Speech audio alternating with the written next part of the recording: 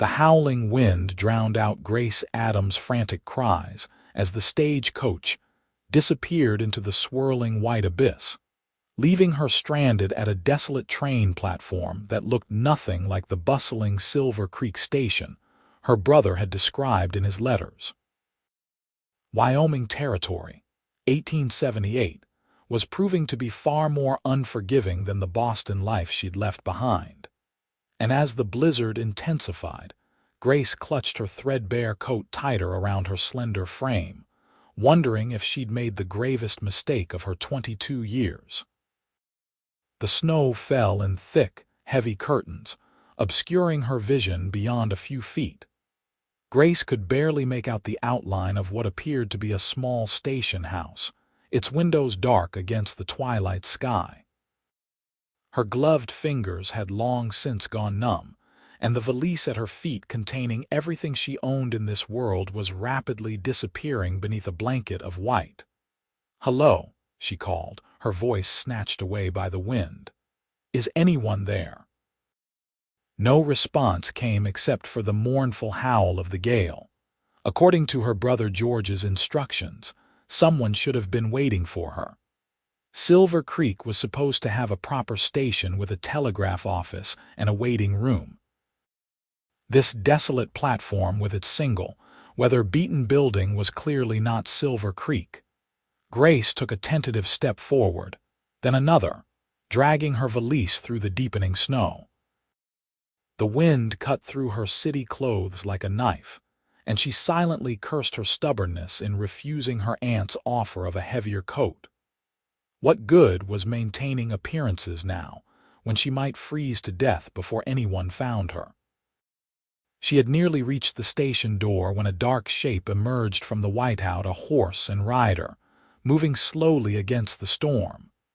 Grace's heart leapt with both hope and apprehension.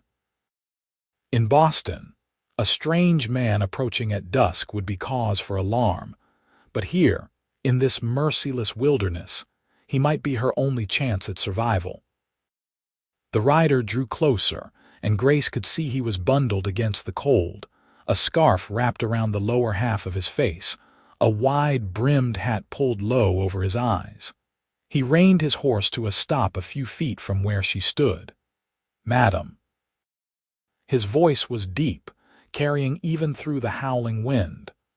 "What in God's name are you doing out here?" I'm supposed to be in Silver Creek," Grace said, her teeth chattering.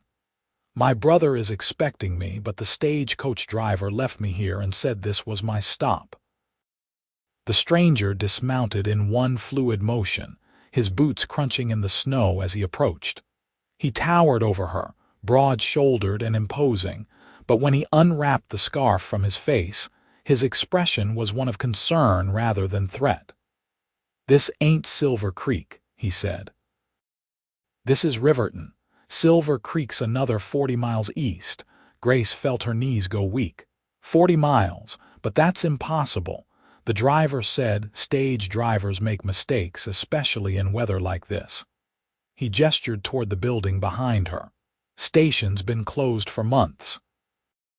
Last station master got sick of the isolation and headed for California."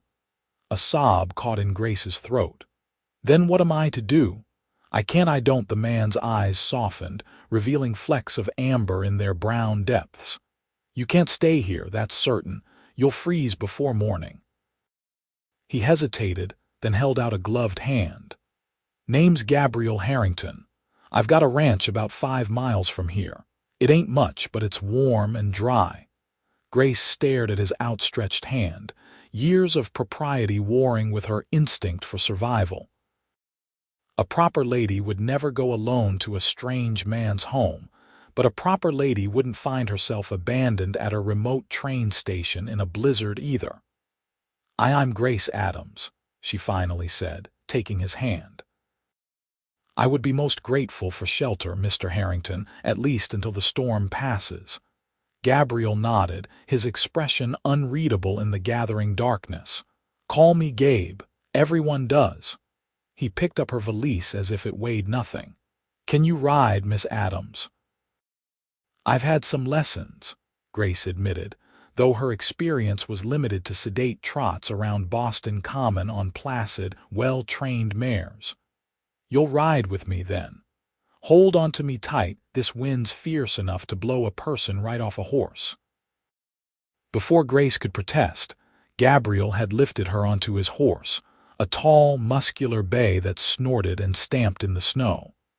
He secured her valise behind the saddle, then swung up behind her, one arm circling her waist to hold her steady as he gathered the reins with his other hand. "Ready?"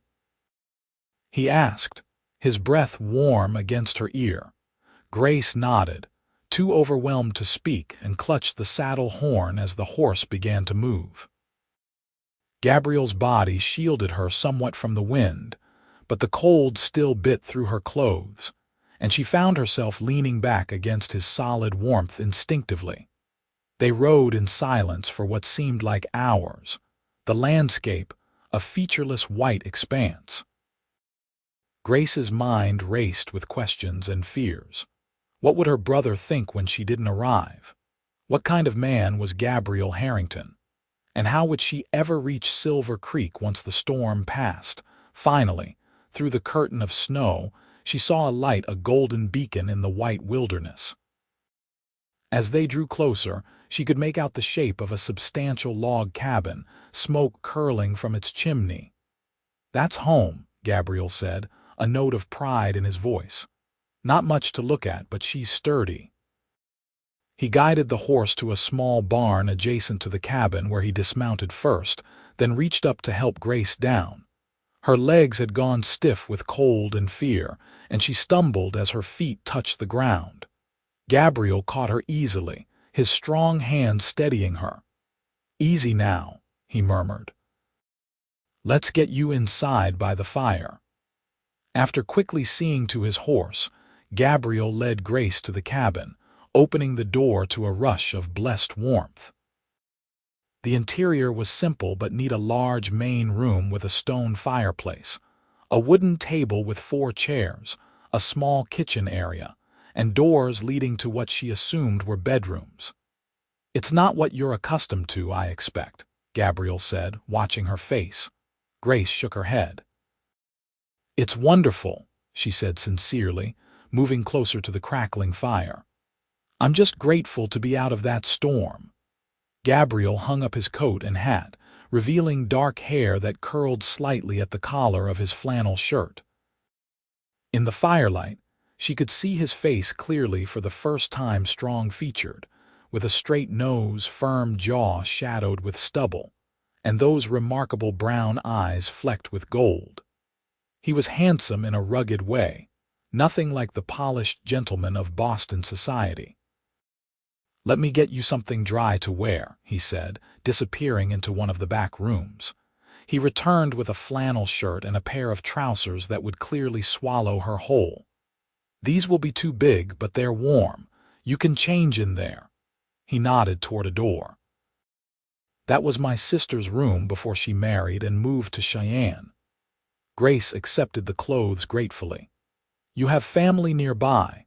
A shadow crossed Gabriel's face. "Not anymore.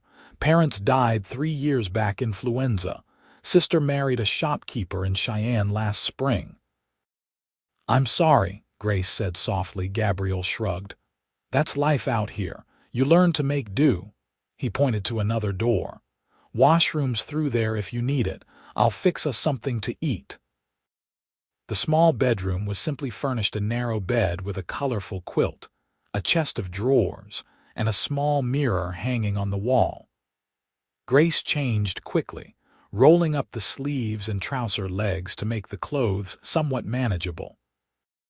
Her reflection in the mirror made her laugh despite her exhaustion. She looked like a child playing dress-up in her father's clothes. When she emerged, Gabriel was at the stove, stirring something that smelled delicious. He glanced up, and a smile tugged at the corner of his mouth. "Looks like you're swimming in those clothes," he said, but his voice was kind. "I dare say I won't win any fashion contests," Grace agreed, sitting down at the table. Gabriel set a bowl of stew in front of her, along with a thick slice of bread. "Eat," he said. You need to warm up from the inside out. The stew was hearty and flavorful, filled with chunks of venison, potatoes, and carrots. Grace hadn't realized how hungry she was until the first bite, and then she had to remind herself not to wolf it down like some uncouth child.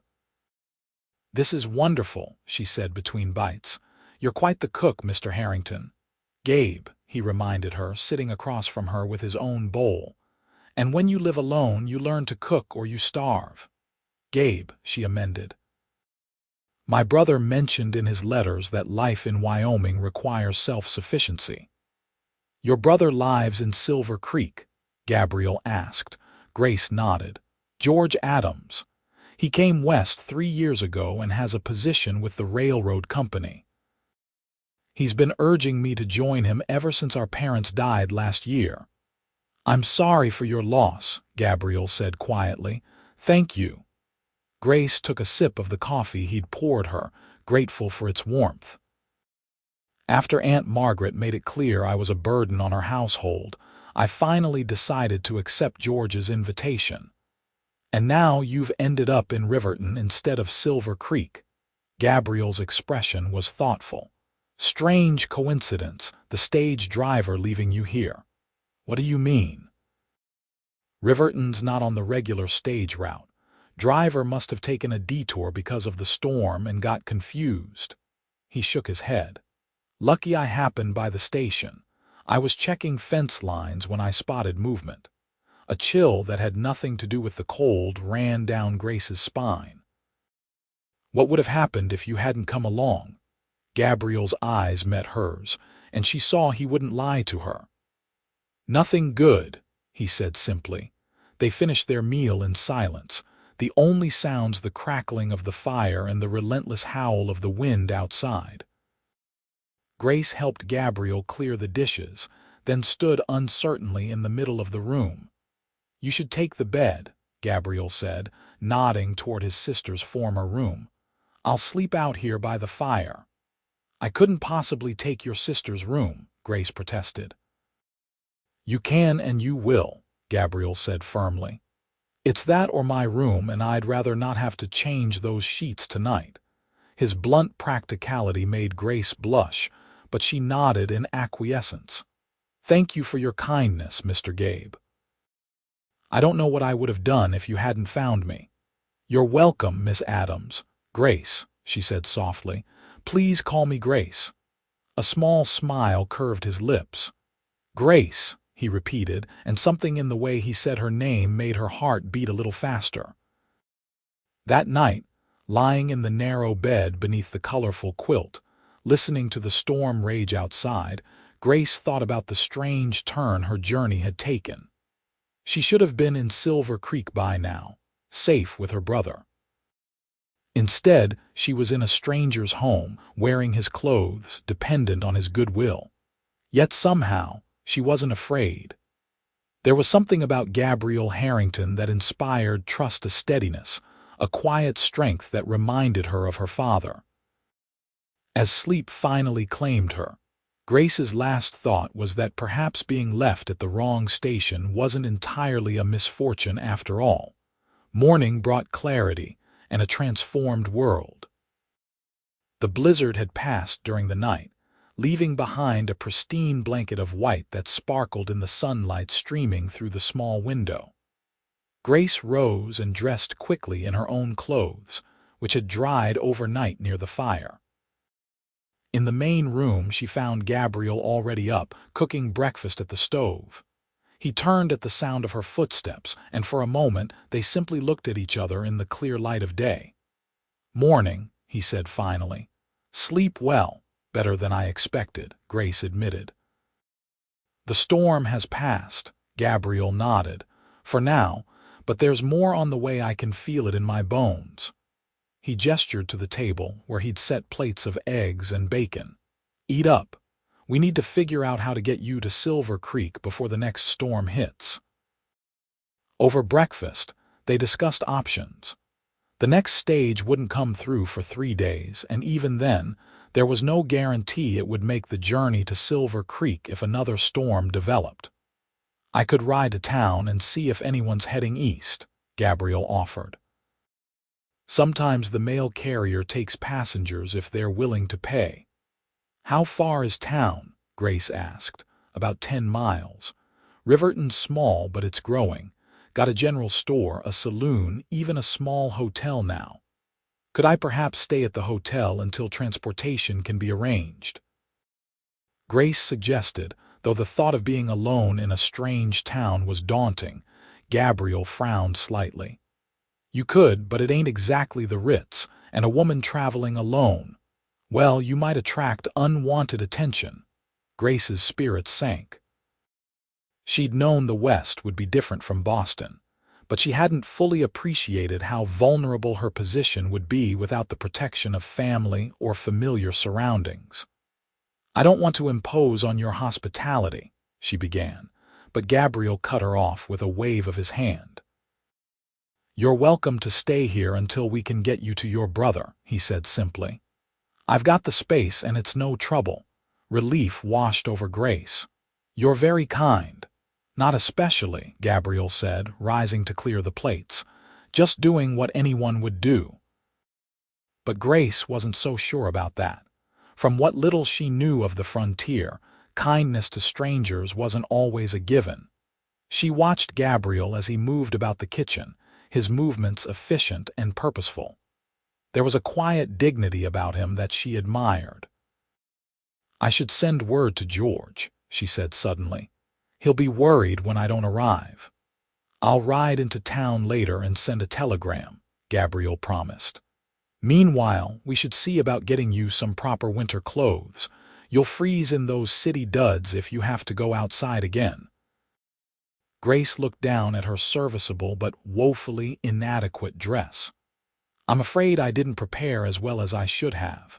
My brother mentioned the cold, but you couldn't imagine what real cold feels like until you experienced it, Gabriel finished for her, a hint of amusement in his eyes. Exactly, Grace admitted, smiling ruefully. My sister left some things behind. They might fit you better than my clothes did. An hour later, Grace found herself dressed in a warm woolen skirt, flannel shirt, and sturdy boots that were only slightly too large. Gabriel's sister had been closer to her size than she'd expected, and while the clothes were plain compared to her Boston wardrobe, they were infinitely more practical. There, Gabriel said, appraising her with a nod of approval. Now you look like you might survive a Wyoming winter. Do I look very different? Grace asked, smoothing the unfamiliar skirt. Gabriel's gaze lingered on her face. You look right, he said finally. Like you belong here. Something in his tone made her breath catch, but before she could respond, he was already shrugging into his coat. I'll head to town now, he said, pulling on his hat. Should be back by mid-afternoon. Make yourself at home. There's plenty of food in the pantry if you get hungry. Be careful, Grace said, surprising herself with the concern in her voice. Gabriel paused at the door, looking back at her with an unreadable expression. Always am, he said softly, and then he was gone, leaving Grace alone in the cabin that already felt strangely familiar. To keep herself occupied, Grace decided to cook a proper meal as a way to thank Gabriel for his hospitality. The pantry was indeed well stocked, and she found herself humming as she worked, enjoying the simple task of preparing food in the cozy kitchen. The cabin, she noticed, was meticulously maintained for a bachelor's home. Everything had its place, from the neatly stacked firewood to the carefully arranged books on a small shelf by the fireplace. She examined the titles, mostly practical manuals on ranching and animal husbandry, but also a few volumes of poetry and classical literature that surprised her. On the mantelpiece stood 3 framed photographs, an older couple who must be Gabriel's parents, a young woman with Gabriel's eyes who was surely his sister, and a formal portrait of all 4 of them together, taken some years earlier when Gabriel was younger, his face less weathered by sun and wind. As the afternoon progressed, Grace found herself watching the window, anticipating Gabriel's return with an eagerness that she tried to tell herself was merely relief at not being alone. When she finally spotted him riding toward the cabin, her heart gave a little leap that was difficult to explain away. Gabriel stamped the snow from his boots as he entered, bringing with him a blast of cold air and the scent of winter. His cheeks were ruddy from the cold, his eyes bright. "Something smells amazing," he said, hanging up his coat. "I hope you don't mind that I used your kitchen," Grace said, suddenly uncertain. "I wanted to thank you for your kindness. Mind, I'd be a fool to mind coming home to a hot meal cooked by someone else for a change." He smiled, and Grace was struck by how it transformed his serious face, creating crinkles at the corners of his eyes.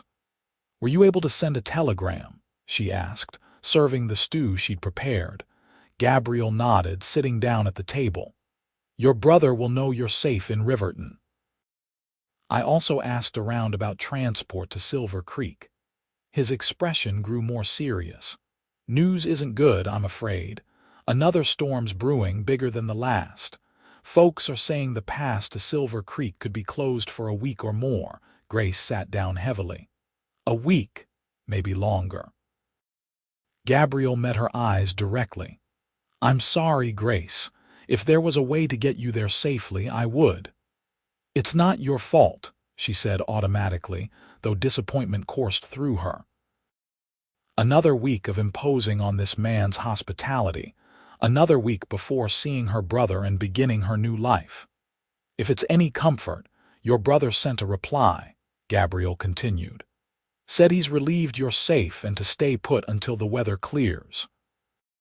He knows me by reputation. Apparently said if you had to get stranded somewhere, you could do worse than Harrington Ranch." "You've never met my brother?" Gabriel shook his head. "No, but the West's a small place in some ways. Reputations travel, and yours is," Grace prompted. "Decent enough, I reckon," Gabriel said with a half-smile. "I pay my debts, keep my word, and mind my own business. That counts for something out here." They ate in companionable silence for a while, and Grace was pleased to see Gabriel take a second helping of the stew. "This is real good," he said appreciatively. "You're a fine cook." "Thank you. It's one skill Aunt Margaret insisted I learn, though she never expected me to actually enjoy it." "Your aunt didn't approve of a lady finding pleasure in useful work," Grace laughed softly. "My aunt didn't approve of much about me, I'm afraid. She believed a woman's only purpose was to make an advantageous marriage and produce heirs. When I showed more interest in books and ideas than in potential suitors, she declared me a lost cause." "Her loss," Gabriel said simply, and the warmth in his eyes made Grace look away, flustered. After dinner, they sat by the fire, Gabriel whittling a small piece of wood while Grace read one of his books. Outside, the wind began to pick up again, signaling the approach of the predicted storm. "What made you decide to come west?" Gabriel asked suddenly, breaking the comfortable silence. Grace closed the book, considering the question.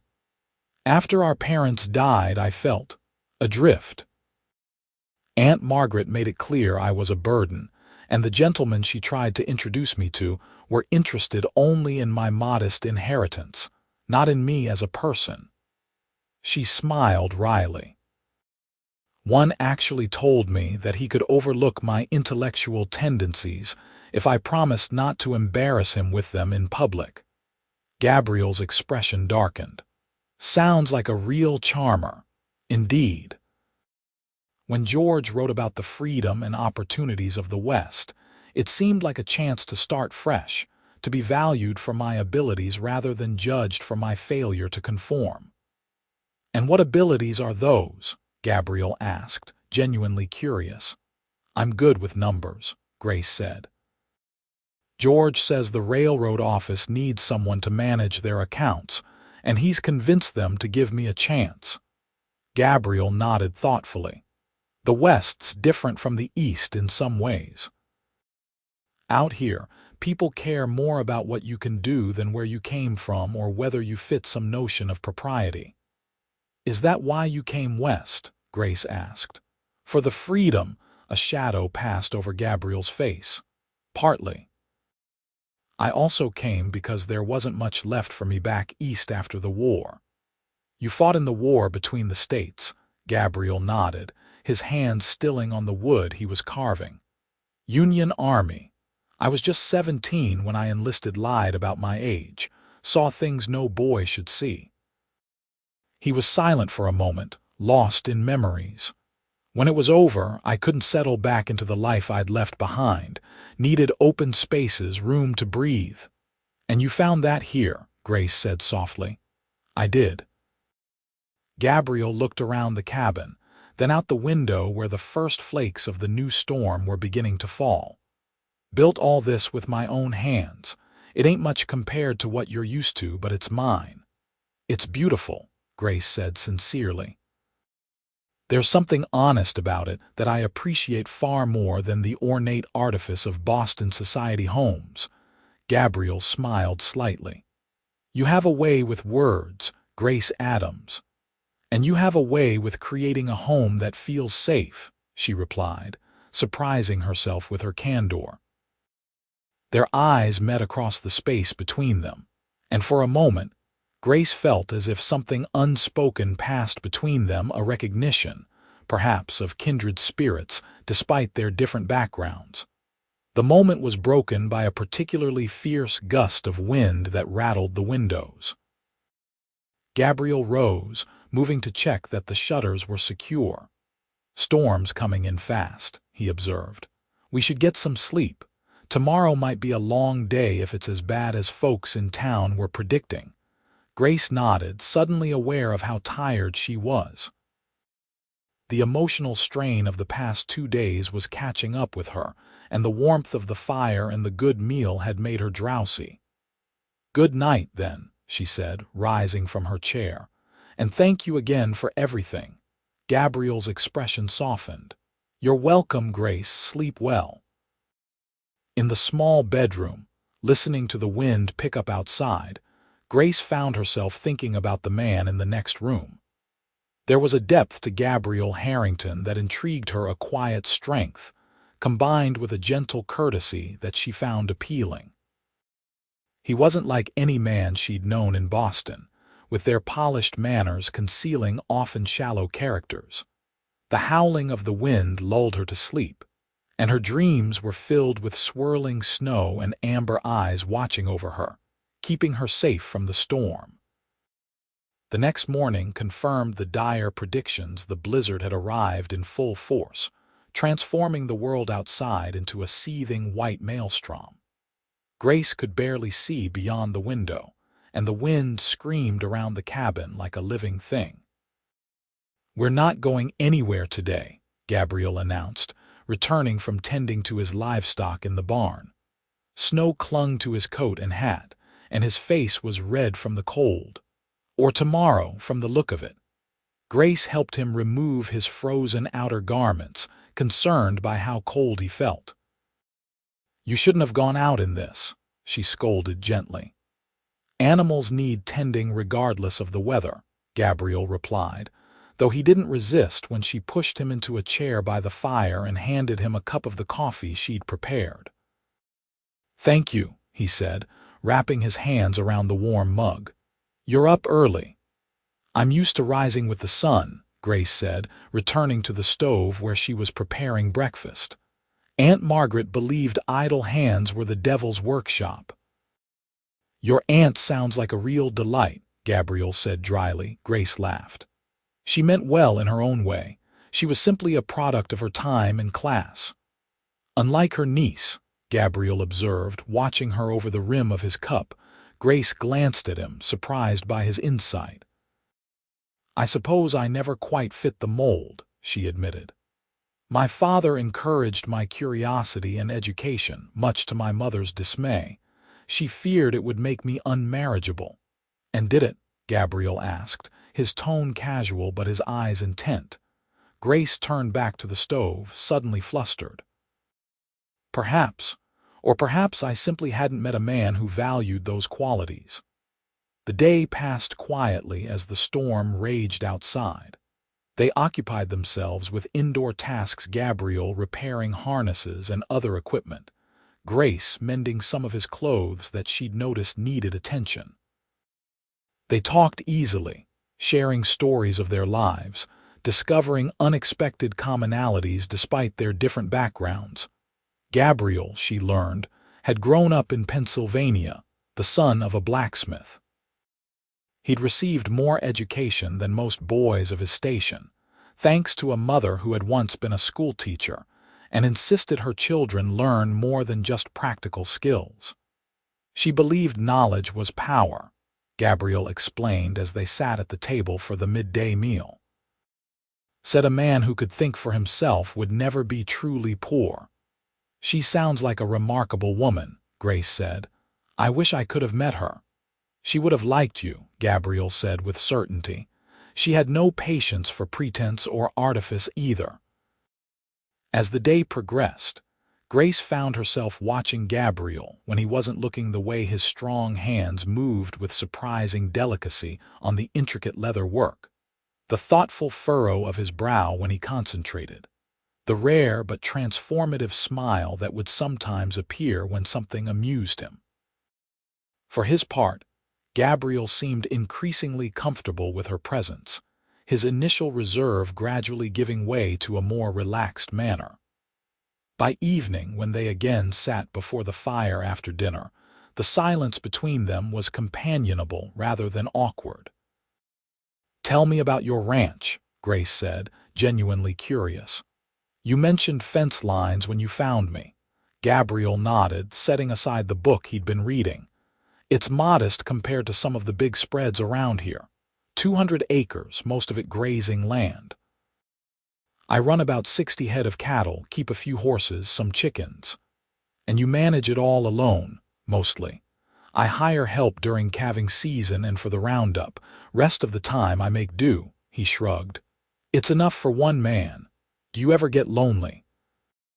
The question slipped out before Grace could consider its propriety. Gabriel looked at her steadily, and for a moment she thought he might deflect the question or take offense. Instead, he answered with an honesty that touched her. "Yes," he said simply. "Especially in winter when the days are short and the nights are long. Summer's easier, too much work to do to feel sorry for yourself." "I understand loneliness," Grace said softly. "Even in Boston, surrounded by people, I often felt alone." "Because no one really saw you," Gabriel suggested, his perception startling her again. "Yes," she whispered. "Exactly that." Their eyes met, and in that moment Grace felt truly seen, perhaps for the first time in her life. Gabriel wasn't looking at the proper Boston lady or the potential railroad clerk, or even the stranded traveler. He was looking at her, Grace Adams, with all her complexities and contradictions. The intensity of his gaze made her heart race, and she looked away first, flustered by her own reaction. They were still strangers, after all, thrown together by circumstance. These feelings, this awareness of him as a man, not just a rescuer, was surely just a natural response to their isolated situation. "It's getting late," she said, rising from her chair. "I should retire." Gabriel stood as well, ever courteous. "Of course. Sleep well, Grace." "You too, Gabe," she replied, using his preferred name for the first time. The smile that spread across his face was worth any impropriety the familiarity might represent. "Good night," he said softly, and Grace hurried to her room before she could do something truly inappropriate, like reach out to touch his weather-roughened cheek or, God forbid, step into his arms. Such thoughts were dangerous, she told herself as she prepared for bed. In a few days, the storm would pass, and she would continue her journey to Silver Creek, to George, to the life she had planned. Gabriel Harrington would become a memory, a pleasant one, to be sure, but nothing more. Yet as she drifted to sleep, it was his face she saw in her mind's eye, and his deep voice echoing in her dreams, saying words she couldn't quite make out but that warmed her from within. The next day brought no respite from the storm. If anything, it seemed to have intensified overnight. The wind had sculpted the snow into massive drifts that reached halfway up the windows on the north side of the cabin. "I've never seen anything like it," Grace said, watching in awe as Gabriel forced the door open just enough to check conditions outside before quickly closing it against the blast of frigid air. "It's a bad one, all right," he agreed, brushing snow from his clothes. "But the cabin's sound. We've got plenty of food and firewood, and the animals are secure in the barn. We'll weather it just fine." His calm confidence was reassuring, and Grace found herself relaxing despite the howling tempest outside. There was something profoundly comforting about being in this snug cabin with Gabriel, as if the rest of the world had fallen away, leaving just the two of them in a cocoon of warmth and safety. They settled into a routine as the day progressed, sharing meals, reading, talking, and working on small projects. Gabriel taught Grace how to play checkers, laughing good-naturedly when she beat him 3 games in a row. "You're a quick study," he said admiringly. "Or perhaps you're a poor teacher," she teased, surprising herself with her own playfulness. With Gabriel, she found herself dropping the careful reserve she'd maintained in Boston society, becoming more natural, more herself. "Wounded to the quick," Gabriel replied, pressing a hand to his heart in mock distress, though his eyes danced with amusement. "Another game to restore my honor, if you insist," Grace said, already setting up the pieces. "Though I warn you, I've always been rather good at strategy games. My father taught me chess when I was 7. "A bluestocking and a strategist," Gabriel mused. "Your aunt must have been beside herself." Grace laughed. "She once caught me reading a book on astronomy and declared it would give me unfeminine ideas, as if the stars themselves might corrupt me." "The horror," Gabriel said dryly. "A woman understanding the heavens. What next? Voting?" "You support women's suffrage?" Grace asked, surprised. "I support people having a say in matters that affect them," Gabriel said simply. "Seems reasonable enough to me." Grace studied him across the checkerboard, this man who continued to defy her expectations. In Boston, even the most progressive gentlemen of her acquaintance viewed women's rights as a subject for mockery or condescension at best. "You're an unusual man, Gabriel Harrington," she said finally. He moved a checker, his expression thoughtful. "Out here, you learn to judge people by what they do, not what they are.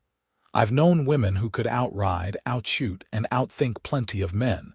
Seems foolish to deny them a voice just because they were born female." Grace moved her own piece, capturing one of his.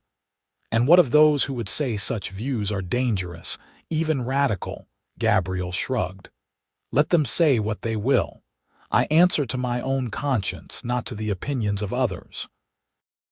There it was again, that quiet strength that drew Grace to him, not the blustering bravado that passed for masculinity in many men, but a deep-rooted certainty in his own principles that required no external validation.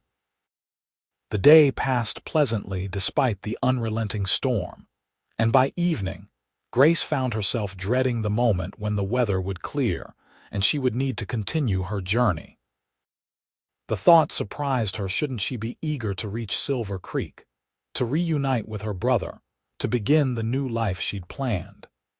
Yet here, in this simple cabin with this remarkable man, she'd found a peace and acceptance she hadn't experienced in years, perhaps ever. Gabriel saw her, truly saw her, and seemed to value what he saw, without expectation or judgment. That night, as they sat before the fire after dinner, a comfortable silence between them, Grace felt a strange melancholy settle over her. "Penny for your thoughts," Gabriel said, noticing her pensive expression. Grace hesitated, unsure how to articulate the confusion of emotions within her.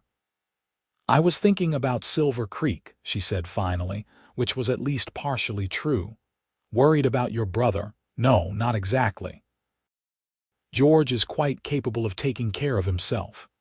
She traced a pattern on the arm of her chair. "I suppose I'm wondering if I'll fit in there any better than I did in Boston." Having doubts about coming west, Grace shook her head. "Not about coming west, just about everything else. The plans I made, the life I envisioned." She looked up at him, finding it strangely easy to confess her uncertainties to this man she'd known for only days. "What if I've simply exchanged one place where I don't belong for another?" Gabriel considered her words, his expression thoughtful.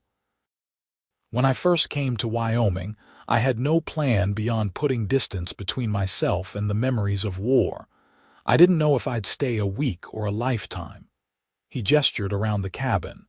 "This place, this life, it found me as much as I found it." "How did you know it was right?" Grace asked. "How did you know this was where you belonged?" Gabriel's eyes met hers, warm and steady in the firelight. "There's a feeling that comes over you when you're in the right place, a sense of rightness, like you've been wandering your whole life and suddenly you're home. And you felt that here." He nodded slowly. "I did.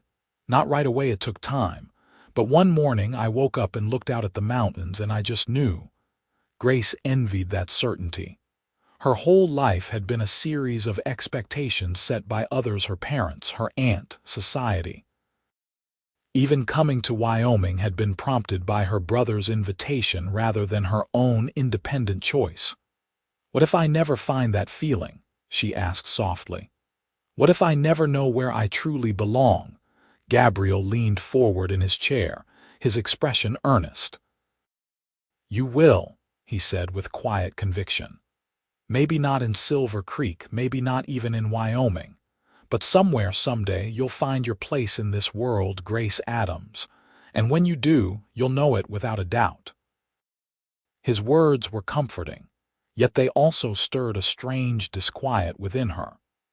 Because sitting here in this cabin with this man, Grace had begun to feel something very much like the sense of rightness he described, a feeling that terrified and exhilarated her in equal measure. The next morning dawned clear and cold, the storm having finally blown itself out during the night.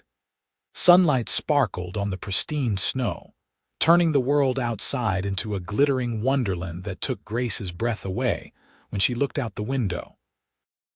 "It's beautiful," she murmured, captivated by the transformed landscape. "That it is," Gabriel agreed, coming to stand beside her. "One of the things I love about Wyoming, the harshness and the beauty side by side." They stood together at the window, shoulders almost touching, watching as the rising sun painted the snow-covered world in shades of pink and gold. In that moment, Grace wished she could freeze time, preserve this perfect, peaceful interlude before reality intruded once more. But reality couldn't be held at bay indefinitely. Gabriel sighed, moving away from the window. "I need to check on the stock and assess the damage from the storm," he said. "Then I'll ride into town and see what news there is about the pass to Silver Creek."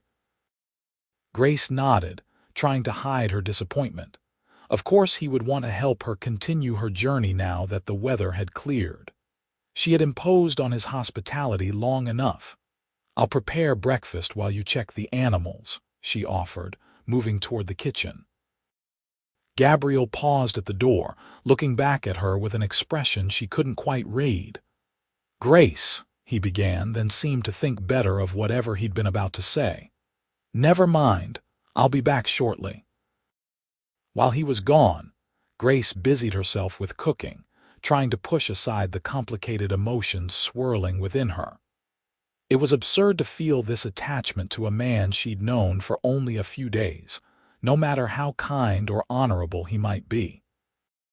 She had a plan, a purpose in coming west, and becoming infatuated with the first man who showed her kindness was not part of it. When Gabriel returned, his cheeks ruddy from the cold. He brought news that both relieved and dismayed her. "Pass to Silver Creek is still closed," he reported, hanging up his coat. "Word in town is it'll be at least another 3 days before it's passable, maybe longer." "I see," Grace said, setting breakfast on the table with hands that trembled slightly. 3 more days in Gabriel's company, 3 more days to deepen an attachment that could lead nowhere. They ate in silence, a new tension between them that hadn't been there before. Gabriel seemed lost in thought, occasionally glancing at her when he thought she wouldn't notice. His expression troubled. Finally, as they cleared the dishes together, he broke the silence. "Grace, I need to be honest with you about something." Her heart skipped a beat. "What is it?" Gabriel set down the plate he was holding, turning to face her directly. "When I found you at that train station, it wasn't entirely by accident." Grace frowned, confused. "What do you mean?" "I knew someone was arriving on that stage," he admitted. "The regular driver, Jim Hawkins, sent word that he was sick and asked me to meet the stage and direct any passengers to town. But when I got there, the stage had already come and gone, leaving you behind." "You knew I was coming?" Grace asked, struggling to make sense of his words. "Not you specifically, just that there might be passengers." Gabriel ran a hand through his hair, clearly uncomfortable with the confession. "I should have told you sooner, but with the storm and everything else, it just never seemed like the right time." Grace took a step back, trying to process this new information. "So finding me wasn't the coincidence you made it seem?" "No," Gabriel admitted, "though I certainly didn't expect to find a city woman stranded in a blizzard at an abandoned train station." "Why tell me this now?" Gabriel's eyes met hers, direct and honest. "Because I don't want there to be secrets between us, because I—" He hesitated, then continued more quietly, "Because I care about you, Grace. More than I should, given how short a time we've known each other." Grace's heart pounded in her chest. This was dangerous territory for both of them. "Gabe, you don't need to say anything," he interrupted gently. "I know you have plans, a life waiting for you in Silver Creek. I'm not asking for anything. I just wanted you to know the truth." The sincerity in his eyes nearly undid her. No man had ever looked at her that way before, as if she were precious, important, worth any risk. "I care about you too," Grace admitted softly. "These past days have been— I've never felt so." "At home," Gabriel suggested, taking a cautious step toward her. "Yes," she whispered. "And it terrifies me." "Why?"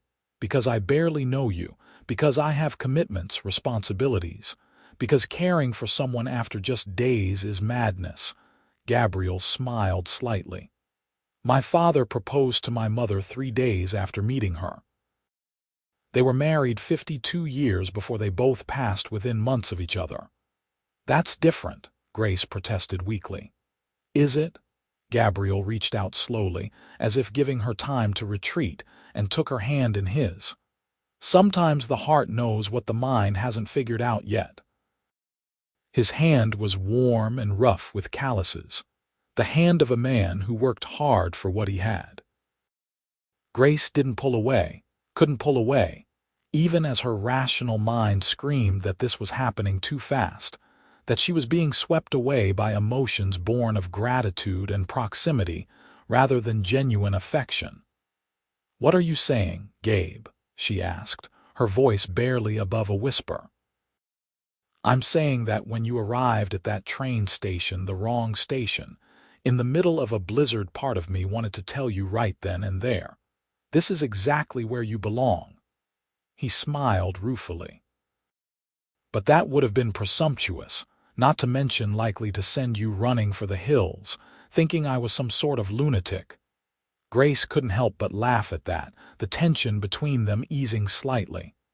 "It would have been rather forward," she agreed. "And now?" Gabriel asked, his thumb tracing gentle circles on the back of her hand. "Would it still be too forward?" Grace looked up at him, at this man who had shown her nothing but kindness and respect, who had opened his home and his heart to her without expectation or demand. In his eyes, she saw a future she hadn't dared to imagine, not the carefully planned life of purpose she'd envisioned in Silver Creek, but something wilder, more unpredictable, and infinitely more appealing. Perhaps not quite as forward, she admitted, a smile playing at the corners of her mouth. Gabriel's answering smile was like the sun breaking through clouds. Slowly, giving her every opportunity to pull away, he leaned down until their foreheads touched. "Grace Adams," he murmured, "I think you arriving at the wrong station might be the best thing that ever happened to me. Even though I've disrupted your solitary existence," she teased, her heart racing at his nearness. "Especially because of that," he replied seriously. "I didn't realize how lonely I was until you brought light back into this cabin." Grace closed her eyes, overwhelmed by the emotions coursing through her. This wasn't what she had planned, wasn't the careful, sensible path she'd laid out for herself. Yet it felt more right than anything had in years. "I still need to go to Silver Creek," she said softly. "I need to see my brother to explain." "Of course," Gabriel agreed immediately. "I wouldn't ask you to abandon your family or your plans without consideration. All I'm asking is that you consider a different path, a path that might lead back here to this ranch to me." "And if I did?" Grace asked, opening her eyes to meet his gaze. "What then?" "Then we'd build a life together," Gabriel said simply. "Day by day, season by season. It wouldn't be easy, ranching never is, but I think it could be good, Grace.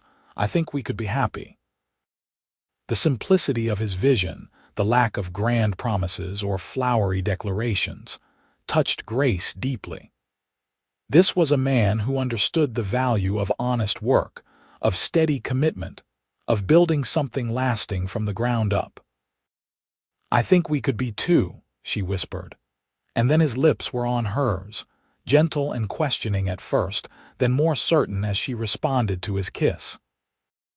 It was nothing like Grace had imagined her first kiss would be, not in a ballroom or a garden, not with a proper Boston gentleman in tailored clothes. Instead, it was in a frontier cabin, with a man whose hands bore the marks of honest labor, whose heart had been tested by war and solitude and found strong. When they finally drew apart, Gabriel's eyes were bright with emotion. "I know this is sudden," he began, but Grace placed her fingers against his lips, silencing him. "Life is sudden, Gabe," she said. "My parents died suddenly. War came suddenly. Storms appear suddenly." She smiled up at him. "Sometimes joy arrives suddenly too. Why should we question it just because it didn't follow our expected timeline?" Gabriel laughed softly, drawing her into his arms. "For a proper Boston lady, you have a remarkably practical outlook." "I've never been as proper as people assumed," Grace confessed, resting her head against his chest, listening to the steady beat of his heart. "And I'm beginning to think I might not be a Boston lady much longer." "Wyoming woman has a nice ring to it," Gabriel suggested, his voice rumbling pleasantly under her ear. "Wyoming rancher's wife has an even better one," Grace replied boldly, then blushed at her own forwardness. Gabriel tilted her chin up, his expression serious despite the joy in his eyes. "Is that what you want, Grace? Because if it is, I'll ride to Silver Creek as soon as the pass clears, talk to your brother, do everything properly." The fact that he would consider her family's approval, her reputation, even as he proposed what many would consider a hasty union, only confirmed what Grace already knew. Gabriel Harrington was a man of honor, a man she could trust with her heart and her future. "Yes," she said simply. "That's what I want, but I should go with you to Silver Creek. George deserves to hear from me directly why his carefully laid plans for his sister have gone awry." Gabriel smiled, pressing a kiss to her forehead. Whatever you wish, though I suspect when he sees how happy you are, he'll understand."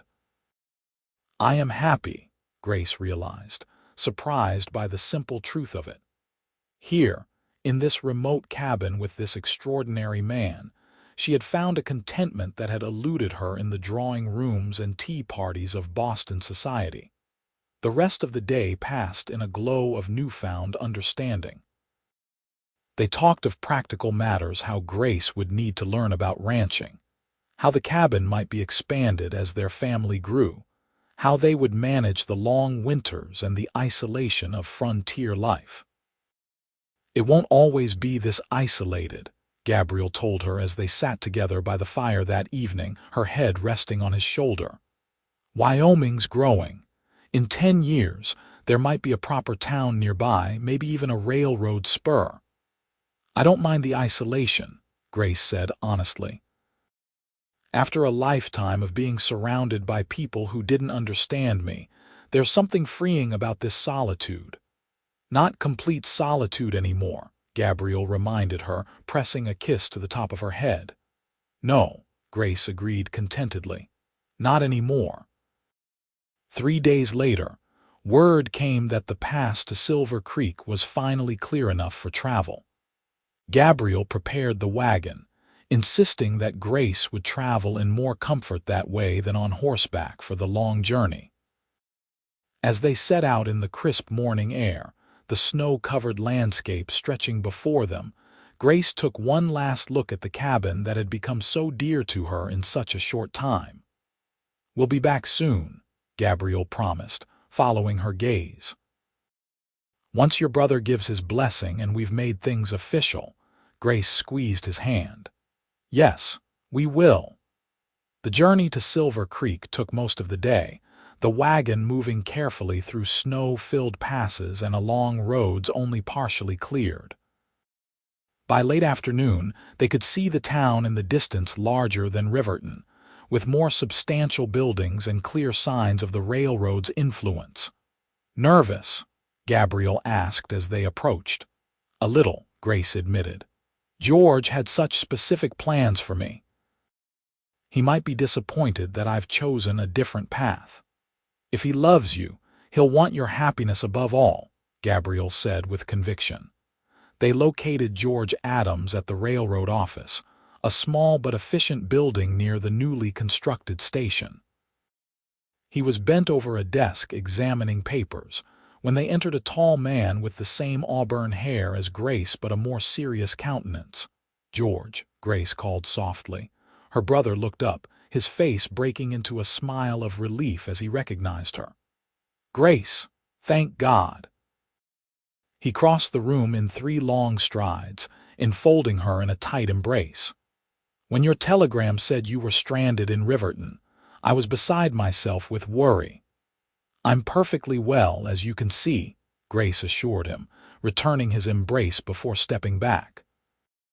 "George, I'd like you to meet Gabriel Harrington. He's the one who found me at the station and took me in during the storm." George turned to Gabriel, extending his hand. "Mr. Harrington, I owe you a debt of gratitude for looking after my sister." "It was my honor," Gabriel said simply, shaking George's hand firmly. George looked between them, his shrewd eyes noting the way they stood close together, the way Grace's hand rested lightly on Gabriel's arm. His expression grew puzzled. "Grace, is there something you haven't told me?" Grace took a deep breath. "George, I need to speak with you privately. There's been a change in my plans." George's eyebrows rose, but he nodded, leading them to a small back office and closing the door. "Now, what's this all about?" he asked once they were seated. Grace glanced at Gabriel, drawing strength from his encouraging nod. "George, when I left Boston, I thought I knew exactly what I wanted: independence, meaningful work, a chance to prove my abilities. And I'm still grateful for the opportunity you arranged for me here. But," George prompted, his expression growing wary. "But sometimes life takes unexpected turns," Grace continued. "Being stranded in that blizzard, meeting Gabriel, it changed everything." She reached for Gabriel's hand, holding it firmly in her own. "We're in love, George. We want to be married." George's jaw dropped. "Married? Grace, you've known this man for what, a week?" "9 days," Gabriel supplied helpfully, earning a sharp look from George. "9 days," George repeated incredulously. "And you expect me to give my blessing to such a hasty arrangement? Grace, be reasonable." "I am being reasonable," Grace insisted. "More reasonable than I've ever been. For once in my life, I'm following my heart instead of others' expectations." "Your heart could be mistaken," George argued. "Gratitude can easily be confused with deeper feelings, especially in traumatic circumstances." "It's not gratitude," Grace said firmly. "It's love, George. The kind of love mother and father had, immediate, undeniable, and true." George turned to Gabriel, his expression stern. "And you, sir, what are your intentions toward my sister?" "She comes with a modest inheritance, which perhaps has not escaped your notice." Gabriel didn't flinch from the accusation. "Mr. Adams, I have a profitable ranch built by my own hands. I have no need or desire for your sister's money. What I want is her companionship, her spirit, her heart." His voice softened. "I love her, sir, simply and completely, and I will spend the rest of my life making sure she never regrets choosing me." George studied Gabriel for a long moment, his expression unreadable. Then he sighed, running a hand through his hair in a gesture so like Grace's own that Gabriel had to smile. "You're both adults," George said finally. "I can't stop you, but I can ask you to wait just a little while. Give yourselves time to be certain." "We are certain," Grace insisted. "But if it will ease your mind, we can wait a month before the wedding. That will give me time to settle my affairs in Boston by letter and for you to get to know Gabriel better." George looked relieved at this concession. "A month? Yes, that seems reasonable." He looked at Gabriel. "I assume you'll stay in Silver Creek during this time." Gabriel shook his head. "I need to return to my ranch. There's stock to tend and repairs to make after the storm. But I can visit frequently, and perhaps you'd consider coming to Riverton to see the place for yourself." George nodded slowly. "Yes, I'd like that. If my sister is to become a rancher's wife, I should know what kind of life she's choosing." The compromise reached, the tension in the room eased. George insisted they stay for dinner. And as the evening progressed, Grace was pleased to see the two men finding common ground in discussions of Wyoming's development and the challenges of frontier life. Later, as Gabriel prepared to leave, he would stay at Silver Creek's hotel for the night before starting back to Riverton in the morning. He and Grace shared a brief private moment on George's porch. "He's coming around," Gabriel said softly, drawing her into his arms. "He is," Grace agreed. "He just wants what's best for me." "As do I," Gabriel murmured, brushing his lips against hers. "1 month isn't so very long." "It will feel like an eternity," Grace sighed, resting her head against his chest. "But it's a small price to pay for a lifetime together." "A lifetime," Gabriel repeated, a note of wonder in his voice. "I never thought I'd find someone who would choose this life, who would see beauty in the harshness of Wyoming." "I never thought I'd find someone who would see beauty in me," Grace countered. "Not the polished society version, but the real me underneath." Gabriel tilted her chin up, his eyes serious in the moonlight. "You are the most beautiful thing I've ever seen, Grace Adams, inside and out. And not a day will pass that I don't thank God for that blizzard and that wrong train station." "This is exactly where I belong," Grace whispered, echoing the words he'd almost said when he found her stranded in the storm. "With you, wherever you are." Gabriel's answering kiss was a promise, a vow more binding than any ceremony. When they finally parted, both knew with absolute certainty that the waiting period was a mere formality. Their hearts had already made the decision that would shape the rest of their lives. The month passed more quickly than Grace had anticipated, filled with preparations and planning. True to his word, George visited Riverton and the Harrington Ranch, returning to Silver Creek with reluctant approval for the match. "It's a solid operation," he admitted to Grace. "And the man clearly adores you. I still think you're rushing, but at least you're rushing into something worthwhile." Grace hugged her brother tightly. "Thank you for understanding, George. Your blessing means the world to me."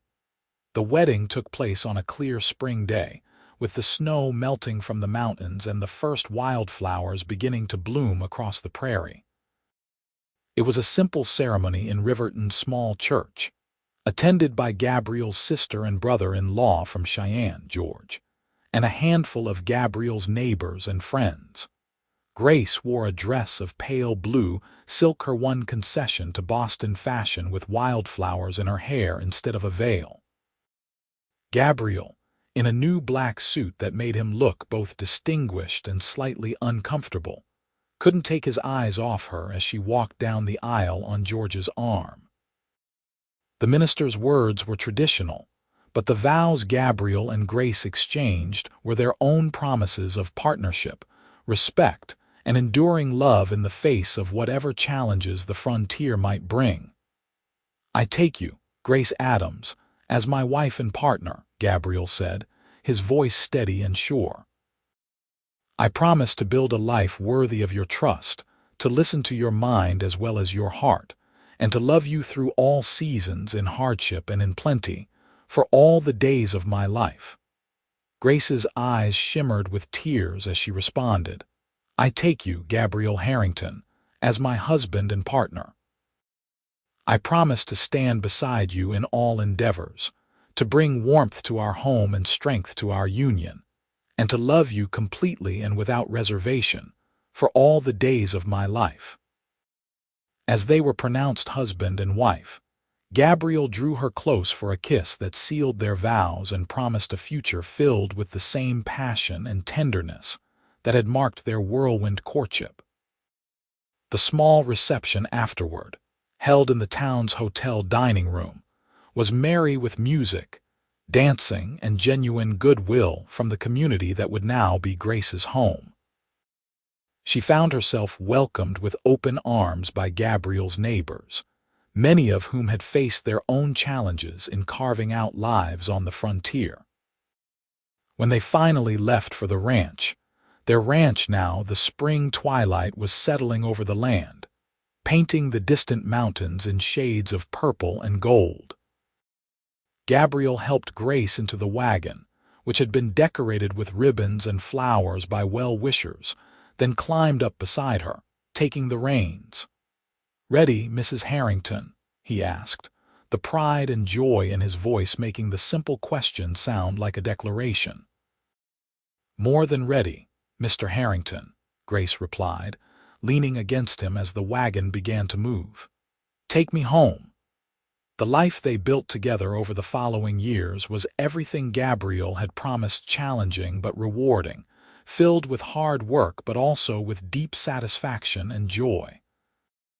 The ranch prospered under their combined efforts, Gabriel's practical knowledge complemented by Grace's head for figures and organization.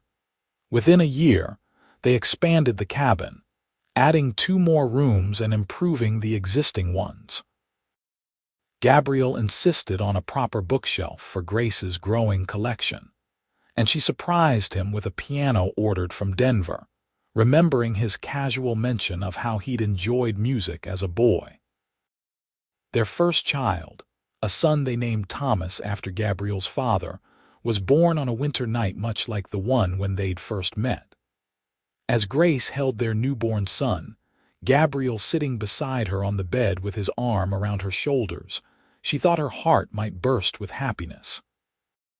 "He's perfect," Gabriel whispered, gently touching their son's tiny hand, "just like his mother." "He has your eyes," Grace observed, smiling up at her husband, "and I suspect he'll have your stubborn nature as well." "God help us if he has yours," Gabriel teased, pressing a kiss to her temple. One strong-willed Adams in the family is quite enough. Harrington, Grace corrected softly. I'm a Harrington now. Gabriel's expression grew serious. Any regrets about the life you might have had in Silver Creek? The independence you sought? Grace shook her head. I found a different kind of independence, the freedom to be myself completely, to be valued for who I am rather than who society expects me to be. She looked down at their son, then back at her husband. And I found a partnership far more fulfilling than any position with the railroad could have been. Gabriel's answering smile was worth every hardship, every challenge they had faced and would face in the years ahead. I love you, Grace Harrington, he said simply. And I love you, Gabriel Harrington, she replied, leaning up to kiss him as their son slept peacefully in her arms, the living embodiment of their love and commitment. Outside, snow began to fall softly, not the violent blizzard of their first meeting but a gentle blanket covering the land they both called home. Grace thought of that desperate young woman stranded at the wrong train station, scared and alone, and marveled at how what had seemed a disaster had turned out to be the greatest blessing of her life. As if reading her thoughts, Gabriel said softly, I never told you this, but that night I found you at the station when you were so worried about being in the wrong place. I almost said something. What? Grace asked, curious. I almost said, this is exactly where you belong. Gabriel smiled at her expression of surprise. It seemed too forward then, but I felt it even then that you belonged here with me in this life. You were right, Grace whispered, tears of happiness welling in her eyes. This is exactly where I belong, where we all belong. And as their son stirred in her arms and Gabriel held them both close, Grace knew with absolute certainty that no wrong turn had ever led to a more perfect destination. In the years that followed, the Harrington Ranch thrived, becoming one of the most prosperous in the territory. Grace and Gabriel welcomed 2 more children, a daughter, Elizabeth, named for Grace's mother, and another son, James, who took after his uncle George with his serious nature and love of books. The frontier gradually tamed around them, just as Gabriel had predicted. Riverton grew from a small settlement into a proper town with a school, where Grace occasionally taught when the regular schoolmaster was ill, sharing her love of learning with a new generation. The railroad eventually built a spur line that passed just 5 miles from their property, making trips to visit George in Silver Creek or Gabriel's sister in Cheyenne much easier. Through it all, the harsh winters and the bountiful summers, the years of plenty and the occasional lean times when drought or disease affected the herds, Grace and Gabriel's partnership remained strong, their love deepening with each shared challenge and triumph. On their 20th anniversary, as they sat on the porch of the home they had expanded and improved over the years, watching their children and the ranch hands bring in the cattle for the night, Gabriel took Grace's hand in his. Do you remember what I told you that first week about knowing when you're in the right place? He asked. Grace smiled, the years having added character to her beauty but diminished none of it. You said there's a feeling that comes over you when you're home, like you've been wandering your whole life and suddenly you're where you belong. I feel that every day with you, Gabriel said softly. 20 years, and it's only grown stronger. As has my love for you, Grace replied, leaning her head against his shoulder. They sat in comfortable silence as the sun set over the mountains, painting the sky in brilliant hues of orange and gold. Their children's laughter drifted across the yard, mingling with the sounds of cattle and horses settling for the night. We've built something good here, Gabriel said with satisfaction. Something enduring, Grace agreed. Something true. And as darkness fell and the first stars appeared in the Wyoming sky, Grace thought of that snowy night so long ago when a blizzard and a wrong train station had led her to the right future, a future filled with love, purpose, and the unshakable certainty that she was exactly where she belonged.